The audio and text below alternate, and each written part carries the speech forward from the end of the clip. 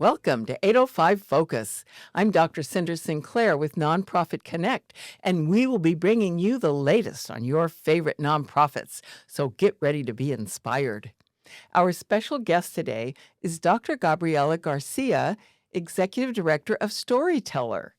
Welcome, Dr. Garcia. Oh, Gabriella, please. Thank you so much.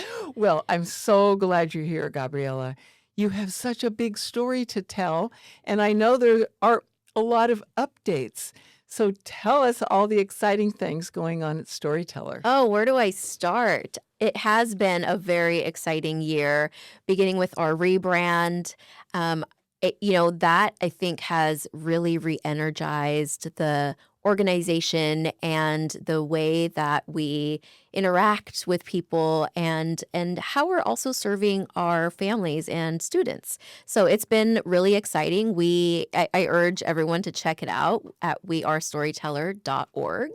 It is incredibly beautiful, and it really encompasses our entire story and how we have come so far from the small roped off section, in the transition house parking lot. I remember that. Yeah, to, having 3 campuses now in Santa Barbara, which is huge. So, in really focusing on how we are serving families, it was the center of what we wanted to do with our rebrand, right? How we are really changing the lives and acting as a true social change organization in our community. So it is very vibrant and bright, and I love it so much. So I would love for everybody to check it out. That's cool. Yeah. Those are words that I would have used to describe Storyteller.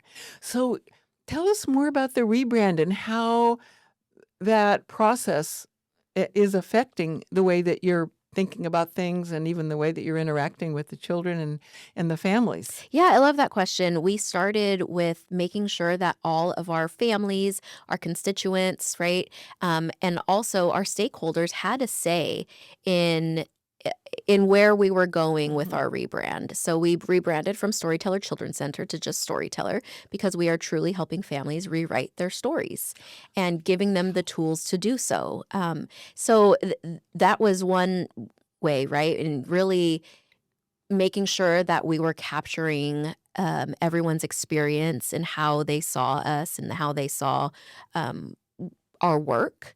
So that was great. And what really came of it is this logo that looks like almost a pinwheel, and it can take different shapes, right? It kind of looks like a happy face. It also kind of looks like a person, but it encompasses all of these different colors that mean things. So, based on color psychology and as a trauma-informed program, we really focus on all of the little details, right? Making sure that everything has an intention and is strategic. So vibrant colors like yellow because of happiness and blue because that's a calming color.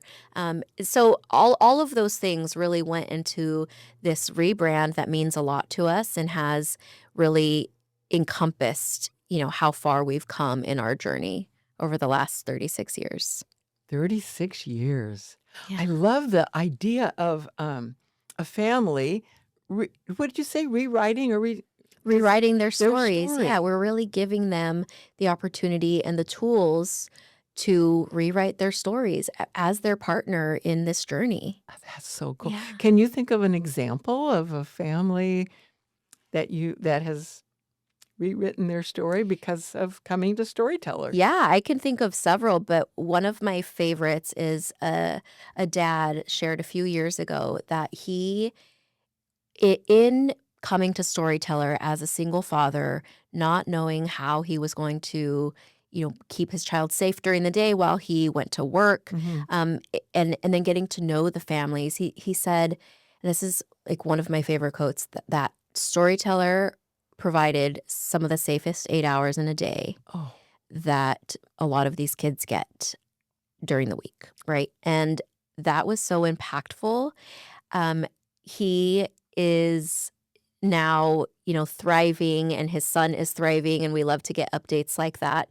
He actually works for Santa Barbara City College and Oh, has man. just really come so far, and hearing him say that he was so thankful to Storyteller for giving him those tools because he didn't even know the importance of, reading to his child every night or Gosh. having conversations about emotions and self-regulation and things like that.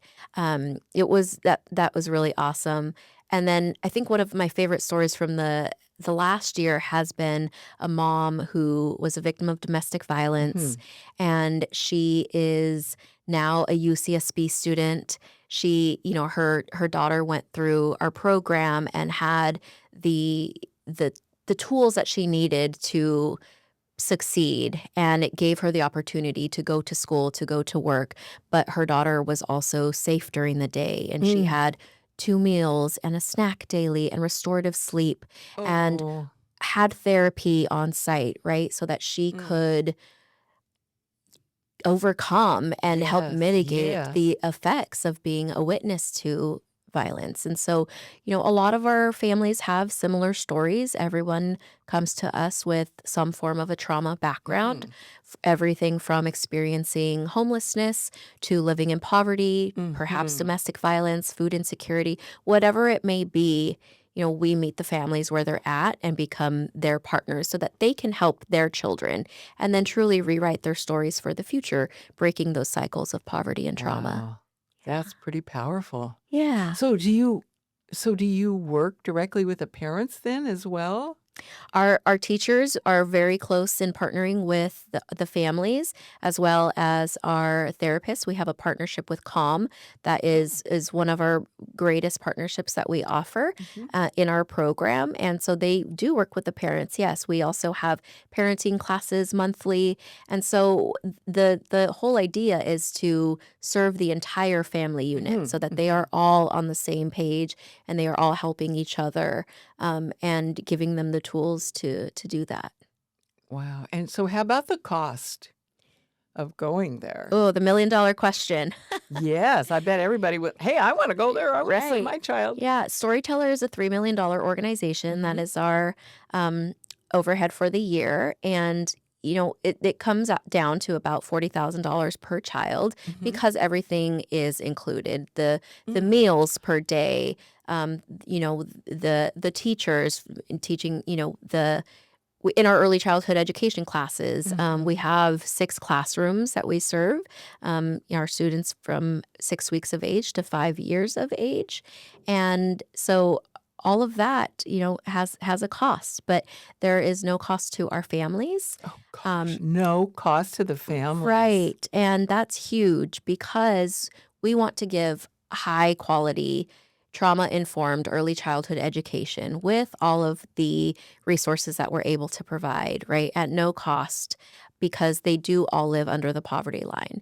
Mm. And in Santa Barbara, there is a big discrepancy in terms of Yes. income, and we really try to mitigate any burden on our families. Gosh. So therefore, I bet you accept financial donations that are tax deductible because you're a 501(c)(3). That is correct. We do have very loyal donors, and we are always looking for opportunities to partner with other donors who are passionate about early Mhm. childhood education, about mitigating the long-term effects of chronic stress in children. And that does come out for every dollar invested in early childhood education and early intervention. There is an average of a $7 to $9 return later in society. Gee. And that is because we can mitigate chronic illness, we can Mhm. mitigate incarceration, and all of these things will come back Mhm. to reap the benefits. And so we value our donors, and actually our income is from 60% of our income is from individual donors. Gosh. Yeah. And so I bet a person could, for example, go on your website. I bet you have a donate now button. We absolutely do. We Good. love that button. And so our website is wearestoryteller.org, and folks can go online and make a donation. It is tax deductible, and you really do help to change the trajectory of Mhm. our children's lives with the funds that we receive. Like I said, everything from our food program, 2 meals and a snack daily, which is often all that a child gets to eat in a day, Mhm. to providing the materials for learning and for our mental health and behavioral health services Mm. as well. And I bet they could even like, some people like to write an actual physical check from their IRA, and so they could do that as well. They could write a check and bring it Absolutely. by or put it in the mail or Absolutely. All of our addresses are on our website, Mhm. but we have 3 sites across Santa Barbara, one at Upper State, which is 2115 State Street, Okay. at 2121 Delavina Street, and Okay. our newest site that we opened 2 years ago, Mhm. is at Transition House, and that's the infant care center. And that's where you first started it, didn't you? Our first little roped off area was Yeah. in the parking lot at Transition Oh my House many gosh. years ago, and it has evolved so much since then, and we are very fortunate to still have some of the founding board members Oh, still serve on our really? board, right. Oh, Yeah. Well, I wow. mean, which just goes to show the investment in the community Yes. and the importance of the services that we provide. Gosh, and all this has been happening under your leadership. Wowee. I am very fortunate to lead this organization. It has a very just tender place in my heart, especially as a mother, Mhm. watching children learn and grow and play who are safe to express themselves is so important. Mhm. It is really truly beautiful to watch them evolve. We are now, as we offer a full continuum of care from 6 weeks of age to 5 years of age, Mm. has been really incredible to see. We have had 6 children now go through the full continuum of care in just their 2 years, which is amazing, and it's really special to see, but definitely so. 95% of the brain is formed by the age of 6, Oh, and by it 6. by 6, and it is such a huge it well, I should say it's such a small period of time, Mhm. but such a huge opportunity for learning and growth and really establishing the tools that will last a lifetime. Gosh, that's important to know. Yeah. Gee whiz, by 6. And I know you built a really strong, admirable team as well.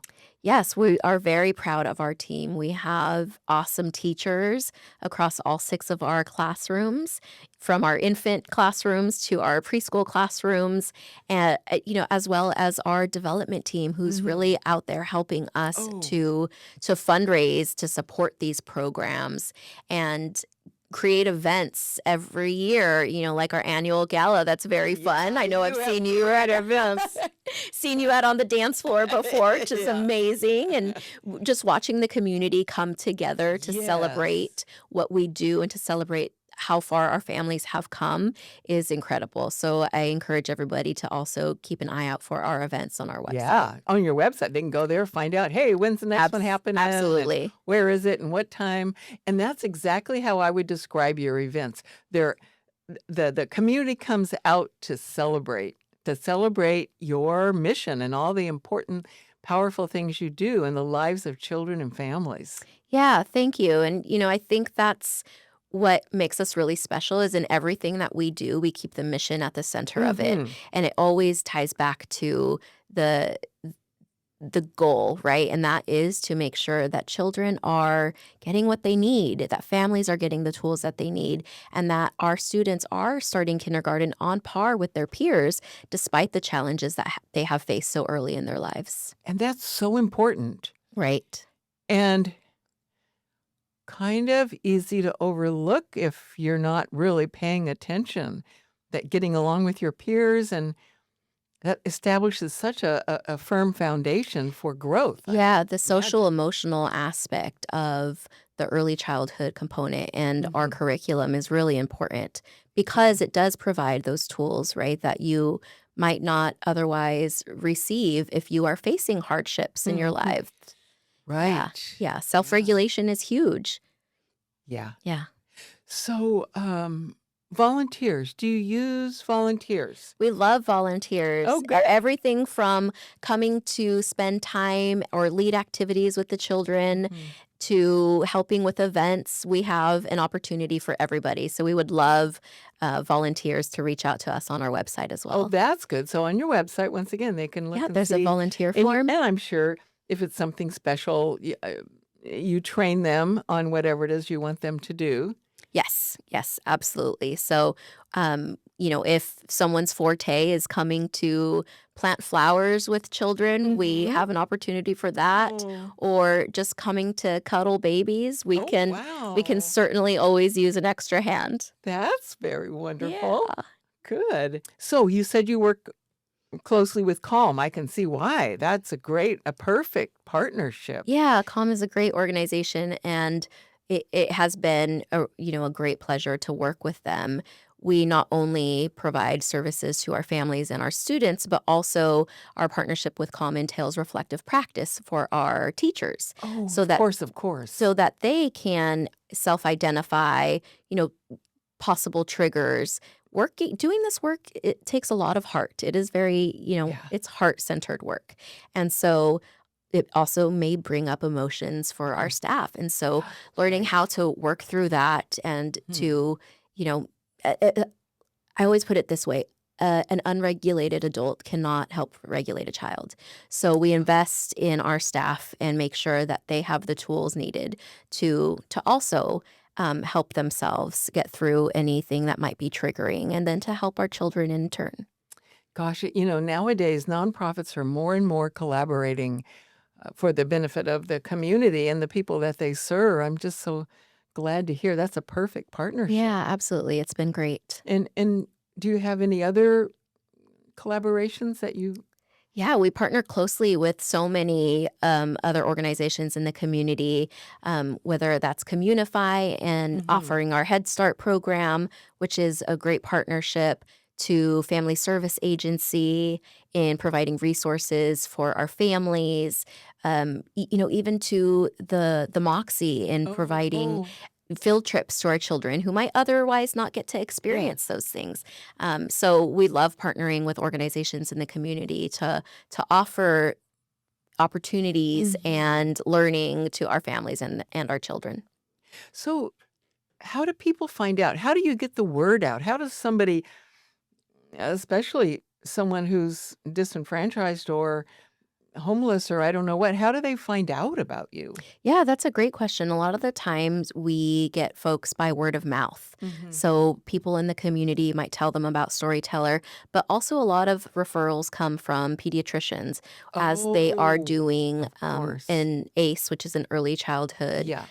experience, or adverse childhood Mhm, mhm. experience a questionnaire. So they might come to us from social services, or they, like I Mhm. said, their pediatrician or other community resources that they're accessing in the community, like food bank.